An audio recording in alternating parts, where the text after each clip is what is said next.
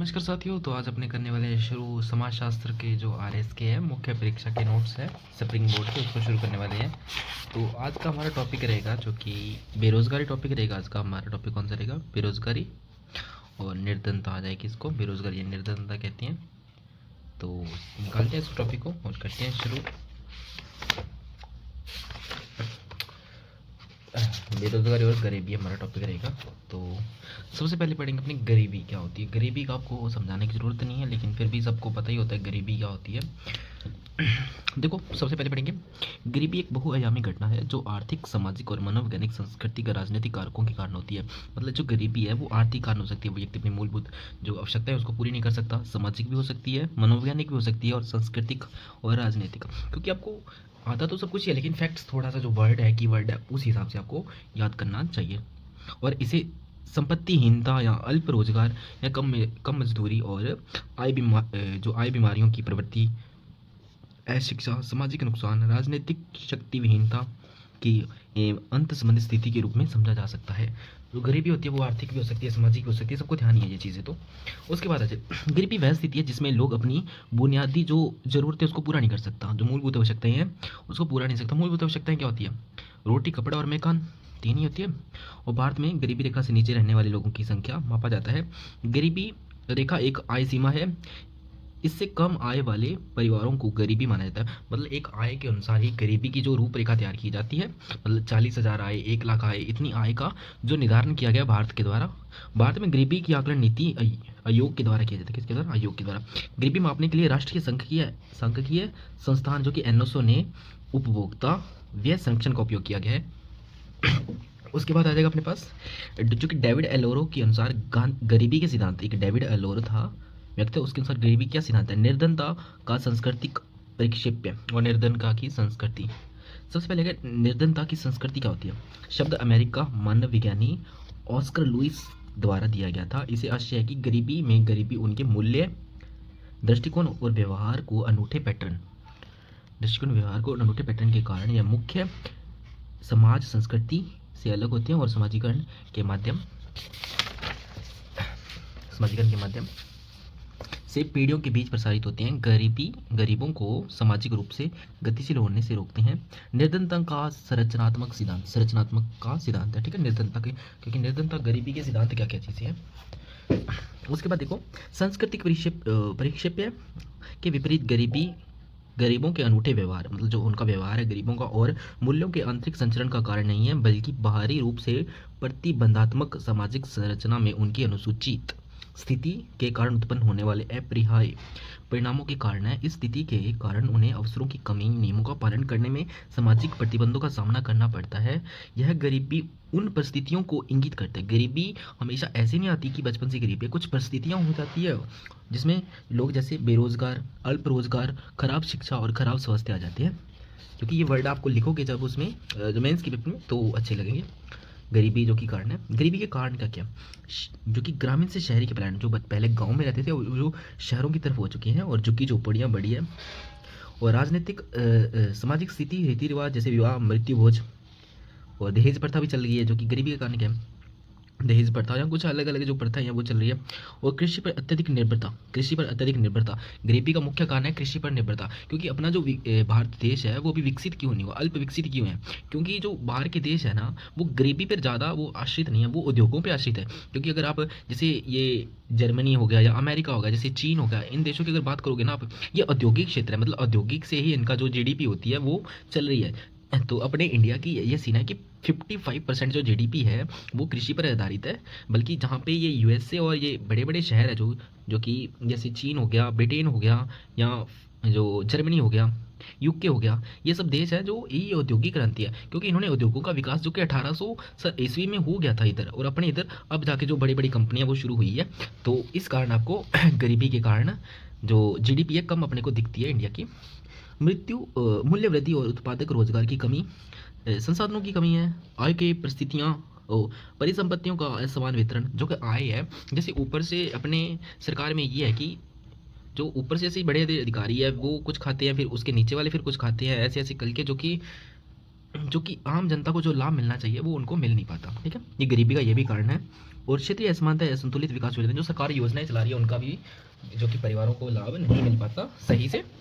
अब अगर गरीबी के कारण है जो कि आर्थिक है, जनसांख्यिकीय है, सामाजिक और अन्य कारण के बेरोजगारी या अल्प बेरोजगार आर्थिक कारण है, बेरोजगारी हो सकती है, मतलब कोई काम करना नहीं हो सकता, या अल्प बेरोजगार हो सकती है, सीमित अवसरों बहुत ही सीमित अवसर मिलते हैं, अपर्याप्त विकास हो, मुद्रास्फीति हो, और पूंजी कुशल श्रम बुनियादी ढांचे समावेशी कमी हो, मतलब पूंजी की कमी हो, पैसों की कमी हो, जनसंख्या विस्फोट हो सकता है, प्रति व्यक्ति आय में कमी हो सकती है, आय का असमान वितरण हो सकता है, जीवन प्रत्याशा में वृद्धि से वृद्धों की आबादी में वृद्धि, दीर्घकालीन कुपोषण, अस्वच्छ वातावरण, बीमारियां की चपेट आना, शिक्षा का निरक्षर का अभाव होना, शिक्षा और निरक्षर का अभाव होना, ये सब कारण गरीबी के कारण है, जनसंख्या में ये कारण है। सामाजिक कारण क्या सकते हैं, भेदभाव हो सकता है, पूर्वाग्रह हो सकता है, जातिवाद हो सकता है, सांप्रदायिकता हो सकती है जो कि मेन कारण है सांप्रदायिकता, और क्षेत्रीय अनुसंतुलन हो सकता है, संकीर्णता भी हो सकता है, औपनिवेशिक विरासत हो सकती है, स्वामित्व जो कि स्वामियों ने अपने व्यावसायिक हितों के संसाधन के लिए पिछड़ेपन जारी रखा, लोगों को आत्मविश्वास नष्ट हो गए और निर्भरता आदत डाल दी, मतलब जो छोटे गरीब लोग हैं वो बड़ों लोगों के ऊपर निर्भर थे, उनकी आदत ऐसी डाल दी, धार्मिक और सामाजिक बाधाएं आई, और इसमें देखो अन्य में सामाजिक बुराइयां हो सकती है, प्राकृतिक आपदाएं हो सकती है, भ्रष्टाचार जो कि भाई भतीजा, रिश्वत, संस्कृति, प्रशासनिक अक्षमता, गरीबी का दुष्चक्र, महत्वाकांक्षा और आर्थिक प्रेरणा कमी हो सकती है, सामाजिक और आर्थिक गतिशीलता की कमी हो सकती है, जो कि शोषणकारी भूमि व्यवस्था हो सकती है, जाति और धर्म का शोषण हो सकता है। डेविड एलोरा जो कि एक अलोरा के अनुसार भारत में गरीबी का क्या कारण है, प्रमुख कारण क्या है, पहला व्यक्ति काम करने की अनिश्चितता, सबसे पहला कारण है कि व्यक्ति का काम करने की अनिश्चितता, उसका खुद का मन ही नहीं करता काम करने को, और यह योग्यतम कि उत्तरजीविता का सिद्धांत को बढ़ावा देता है, अर्थात जो व्यक्ति काम नहीं करता वो गरीब होगा, वो सिंपल सी बात है, जो व्यक्ति काम नहीं करेगा वो गरीब ही होगा, इसमें क्या बड़ी बात है, वेला रहेगा तो ऐसे ही होगा। उसके बाद संस्कृतिक गरीबों में गरीबी का सांस्कृतिक कारण है कि उनके अनूठे मूल्य और व्यवहार पैटर्न यह पीढ़ी दर पीढ़ी चलता आ रहा है, क्योंकि जो पीढ़ी पहले से मजबूत है, स्थिति में है, अच्छा घर परिवार है, तो वो पीढ़ी आगे चलने वाले टाइम भी अच्छी होती रहेगी, जो पहले से गरीब है उनको सुधार में बहुत ही कम जो कि अवसर मिलते हैं। सामाजिक संरचना क्या होगी, अन्यायपूर्ण सामाजिक परिस्थितियाँ, जो जो पिछड़े हुए हैं परिवार है उसके साथ जो समाज के बड़े लोग हैं वो थोड़ा सा अलग बिहेव करते हैं। अब पर्सन देखो क्या बनता है, इस गरीबी के पर्सन किस तरह से बनता है, देखो उपनिवेश से विपनिवेश युग तक गरीबी का कारण बदल गए लेकिन गरीबी जारी रही, मतलब जो पहले का युग है और जो अब युग है उसमें गरीबी के कारण बदल गए लेकिन गरीबी वहीं की वहीं है, विस्तार से समझिए। औपनिवेशिक काल के दौरान गरीबी का कारण साम्राज्यवादी शक्तियाँ थी, कौन सी शक्तियाँ थी, साम्राज्यवादी शक्तियाँ थी, और शोषण किया जाता था और असमान विनिमय था, शोषण और असमान विनिमय था।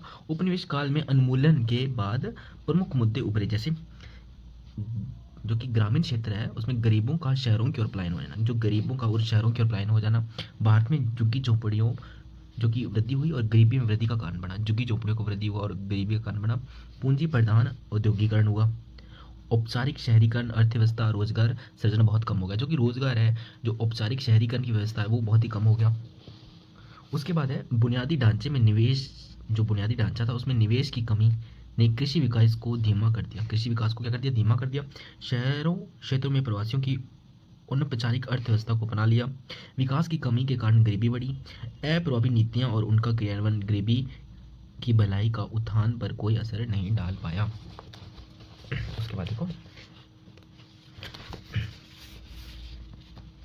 उसके बाद गरीबी पर वैश्वीकरण के प्रभाव, पारंपरिक उद्योगों की स्थापना को समाप्त कर दिया, जो पारंपरिक उद्योग थे जहाँ पे लोग काम करते थे वो उद्योगों को समाप्त कर दिया, राज्य में भूमिका कम हो गई, राज्य की भूमिका कम हो गई, कल्याणकारी और शासन प्रणाली से बाजार अनुकूलन शासन प्रणाली में स्थानांतरित होगी, और वाणिज्य उपयोग के लिए अधिक भूमि आवंटित करने के लिए झुग्गियों को बड़े पैमाने पर विस्थापन हो गया, झुग्गियों को खत्म कर दिया गया था वाणिज्य कृषि के लिए, सरकार के निजी और स्थानीय समुदाय के बीच संघर्ष और विरोधाभास बढ़ना, ठीक है, सरकार और उन लोगों के बीच में संघर्ष बढ़ा। अन्य विकसित देशों में ग्रामीण गरीबों को एजेंडा राष्ट्रीय नीतिगत बहसों पर होता है, और जबकि शहरी गरीबी की अनदेखी की जा रही है। विकृत परिधिकरण, जहाँ प्रदूषणकारी उद्योग, गरीबी, प्रवासी, खराब जीवन स्तर,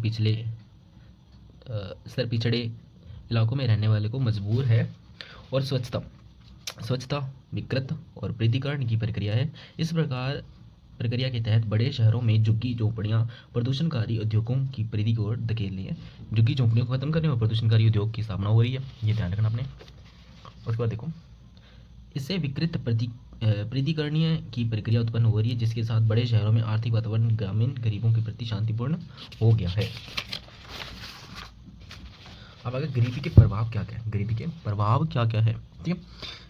अवैध और आपराधिक गतिविधियां, अवैध और आपराधिक, गरीबी के कारण मतलब उसके कारण गरीब रहेगा तो बच्चा प्रभाव प्रभाव क्या क्या होंगे, अवैध हो सकते हैं, आपराधिक गतिविधि होते हैं, पारिवारिक मुद्दे हो सकते हैं, और क्या है, समावेशी विकास का अभाव हो सकता है, सांस्कृतिक मूल्यों में नैतिकता मूल्य होता है, और क्षेत्रीय असमानता हो सकती है, सामाजिक बहिष्कार हो सकता है, समाज द्वारा उनको बाहर निकाला जा सकता है, आर्थिक विकास की गति बहुत ही धीमी हो सकती है।